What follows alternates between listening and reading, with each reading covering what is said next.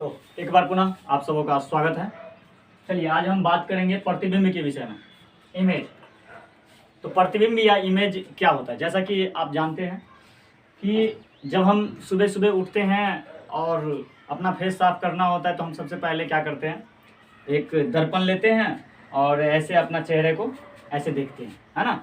अब इस दर्पण में मान के चलिए दर्पण है, इस दर्पण में आप क्या देख रहे हैं अंदर कि इसमें मेरा फेस जैसा है सेम टू सेम दिख गया कि मुंह में कुछ लगा तो नहीं है, मुंह बढ़िया से साफ है कि नहीं, बाल ठीक है कि नहीं, ये सारे चीज़ें दिखता है।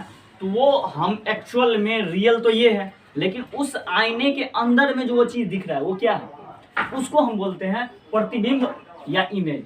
तो सवाल आता है सबसे पहले कि इमेज एक तरह से हम समझ लिए ये है, अच्छा, लेकिन जब हम फिजिक्स में समझे कि इमेज क्या है तब हम क्या कहेंगे। तो फिजिक्स में जब हम बात करते हैं इमेज तो हम दो बातें इसमें समझते हैं। पहली अभी तक हमने चर्चा कर चुके हैं, एक होता है परावर्तन, ठीक है, एक होता है अपवर्तन। ये दोनों प्रकाश की जो किरण चलती है वो किरण कैसे बदल जाता है, उसका पथ या टकराने के बाद क्या होता है, या किसी ऑब्जेक्ट से उसकी स्थिति क्या होती है, मतलब उसमें कौन सी परिवर्तन आता है, उस आधार पे ये प्रकाश के दो गुण हैं, एक है परावर्तन और एक है अपवर्तन। तो प्रकाश के परावर्तन के बारे में तो ऑलरेडी हम डिटेल में जाने हैं, फिलहाल शॉर्टकट में एक बात समझे। अगर कोई किरण यहाँ से आया और टकरा करके ऐसे लौट गया तो इस घटना को प्रकाश के परावर्तन कहते हैं। अगर कोई किरण यहाँ से आया और ये मान लीजिए कोई सतह से ये क्या हो गया, अपने ये रियल पथ तो इसका ये था, रियल पथ ये है, लेकिन ये क्या हो गया, इस पथ को छोड़ करके कोई दूसरे पथ में निकल गया, मतलब मुड़ गया, वेंड हो गया। मतलब ये पथ है तो ऐसे किरण आ रहा था तो ये क्या हो गया, यहाँ से थोड़ा सा मुड़ गया, या तो ऊपर मुड़े नीचे मुड़े मतलब नहीं, तो इसको बोलते हैं अपवर्तन, इस शॉर्टकट में और बढ़िया से पढ़ेंगे ना, अपवर्तन, ठीक। अच्छा, तो प्रकाश के परावर्तन और अपवर्तन क्यों हम बात किए, तो क्योंकि इसकी जरूरत है प्रतिबिंब में।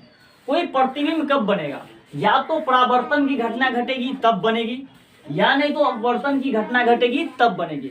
बिना इन दोनों में से कोई एक घटना घटे प्रतिबिंब नहीं बन सकती है, ठीक है। या तो परावर्तन की घटना घटेगी या फिर अपवर्तन की घटना घटती है, इन दोनों में से कोई एक घटना घटती है तब प्रतिबिंब बनती है। तो चलिए बात करते हैं कि परावर्तन की घटना के बाद कैसे प्रतिबिंब बनता है।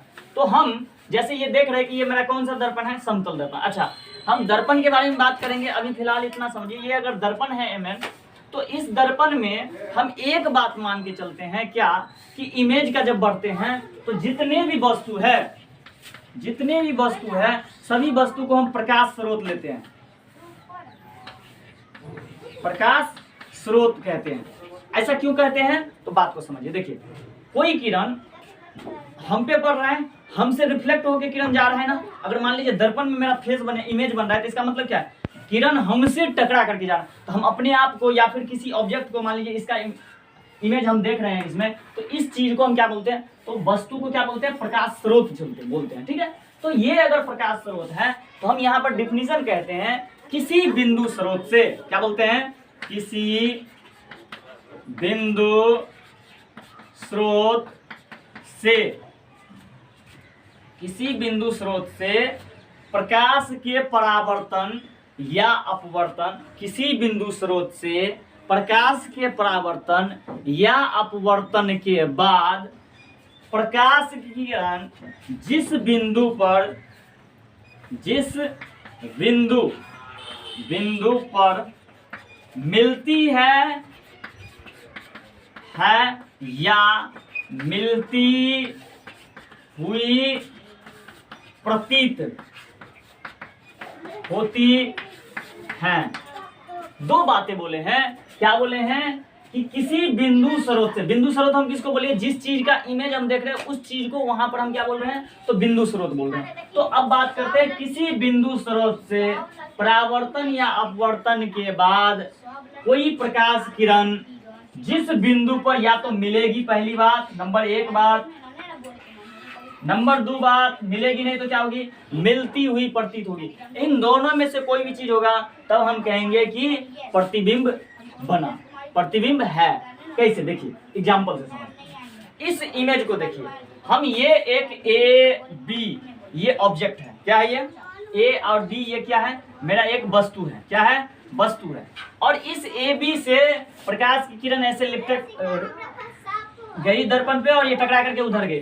अब एक बात बताइए, ये किरण तो उधर चल गई तो इसका तो कुछ हो नहीं सकता, लेकिन अगर देखिएगा तो इसका इमेज क्या होगा, इमेज अगर इसको हम पीछे अगर इस दोनों किरण को करें, ये वस्तु का एक किरण इधर से आ रहा है, मतलब प्रत्येक बिंदु से किरण जा रहा है, लेकिन हम सिर्फ 2 ही किरण आपको दिखाते हैं ताकि समझने में आसानी हो।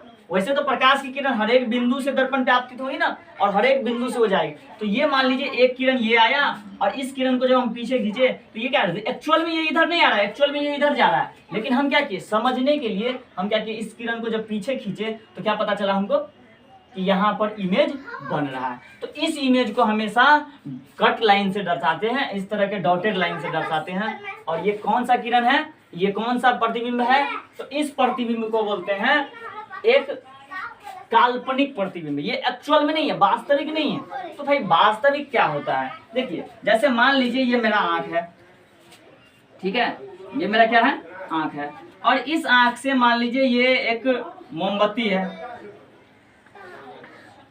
ना, ये मोमबत्ती है। तो हम क्या करते हैं, इस मोमबत्ती से हमारे आंख को बहुत सारे किरण ऐसे आ रहे हैं, हम क्या करते हैं, ये दोनों किरण को, तो हमारी आंख के अंदर रेटिना पे कुछ इस तरह से यहाँ पर इमेज मिलता है, जिससे हमको पता चलता है कि ये इमेज है। तो इसमें एक्चुअल में कहीं कट कोट नहीं होता। जैसे अगर देखें तो हमको क्या दिखेगा, जैसे मान लीजिए तो इस तरह का जो इमेज होता है इसको रियल इमेज बोलते हैं। क्या बोलते हैं इसको, वास्तविक प्रतिबिंब बोलते हैं। क्या बोलते हैं, वास्तविक प्रतिबिंब बोलते हैं। अच्छा, पहले डिफिनीशन का अगर बात करें, डिफिनीशन आपको समझ में आया, फिर से एक बार देख लेते हैं। किसी बिंदु स्रोत से, मतलब जिस चीज का हम इमेज देख रहे हैं उस चीज से, परावर्तन या अपवर्तन के बाद जिस बिंदु पर प्रकाश की किरण मिलती है या मिलती हुई प्रतीत होती है, उसे हम क्या कहते हैं, प्रतिबिंब कहते हैं। अब प्रतिबिंब में एक बात बोले कि मिलती है और दूसरी बात मिलती हुई प्रतीत होती है ना। वास्तविक प्रतिबिंब का एक उदाहरण अगर देखना चाहें हम, तो एक एग्जांपल देखते हैं। देखिए जैसे मान लीजिए इसी अवतले में ले लेते हैं, ये P है, ये F है और ये C है। हम क्या किए, तो ये इस पर एक वस्तु A भी ले लेते हैं और हम सेम काम करेंगे। देखिए अगर इस बिंदु से एक समांतर पैरेलल, हम क्या बोले कि मुख्य अक्ष के समांतर आपतित होगी, तो कहाँ से गुजरेगी, फोकस से गुजरेगी। भाई इसमें कोई आपत्ति वाली बात नहीं है। अच्छा, उसके बाद अगर इसी वस्तु से एक किरण हम प्रकाशिक केंद्र पे किसी एंगल थीटा एंगल से आपतित कर देते हैं, तो ये इसी थीटा एंगल से क्या होगी, परावर्तित होगी। किस एंगल से परावर्तित होगी, तो इसी थीटा एंगल से क्या होगी, परावर्तित होगी। और देखिए ये परावर्तन के बाद आपको देख रहे हैं, ये ऐसे आई और ये जिस एंगल से आई है उसी एंगल से जाएगी। ये दोनों एंगल क्या होगा, बराबर, मतलब प्रकाश के परावर्तन वाली बात। अब ये दोनों किरण देखिए एक्चुअल में यहाँ पर क्या हो रहा है, मिल रहा है, एक्चुअल में मिल रहा है। तो इसका मतलब क्या हो गया कि ये जब हम कहेंगे तो ये कहेंगे मेरा वास्तविक प्रतिबिंब है। कौन से प्रतिबिंब है, वास्तविक प्रतिबिंब है। लेकिन कैसा प्रतिबिंब है, तो देखिए इसका शीर्ष ऊपर है, इसका शीर्ष नीचे है। तो हमेशा एक बात याद रखिए कि जो प्रतिबिंब वास्तविक होगी वो उल्टा होगी और जो प्रतिबिंब काल्पनिक होगी वो सीधा होगी। देख लीजिए, है ना। तो ये बातें स्पष्ट हो गई। अब हम बात करेंगे डिफरेंस बिटवीन वास्तविक प्रतिबिंब और काल्पनिक प्रतिबिंब, मतलब वास्तविक प्रतिबिंब और काल्पनिक प्रतिबिंब में अंतर क्या है। तो आइए समझते हैं, है ना। यहाँ से आपको एक बात समझिए कि अवतल दर्पण में वास्तविक प्रतिबिंब भी बनता है और काल्पनिक प्रतिबिंब बनता है। अच्छा, अगर बात करें कि वास्तविक प्रतिबिंब किस किस चीज में बनता है, तो सिनेमा के पर्दे पर जो प्रतिबिंब हमको दिखता है वो वास्तविक प्रतिबिंब है।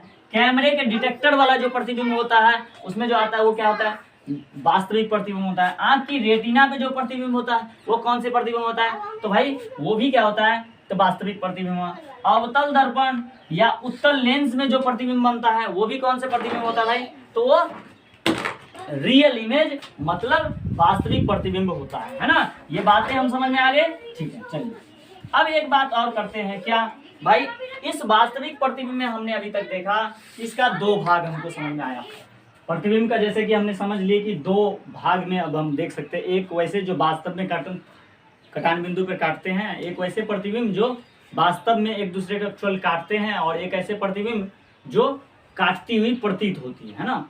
तो इस आधार पर प्रतिबिंब को दो नामकरण हम कर सकते हैं, बोल सकते हैं एक वास्तविक प्रतिबिंब है, और दूसरा काल्पनिक प्रतिबिंब है ना।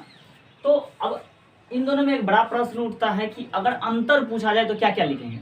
तो अंतर तो सिंपल सा है, जैसे कि एक बोलते हैं कि वास्तविक प्रतिबिंब में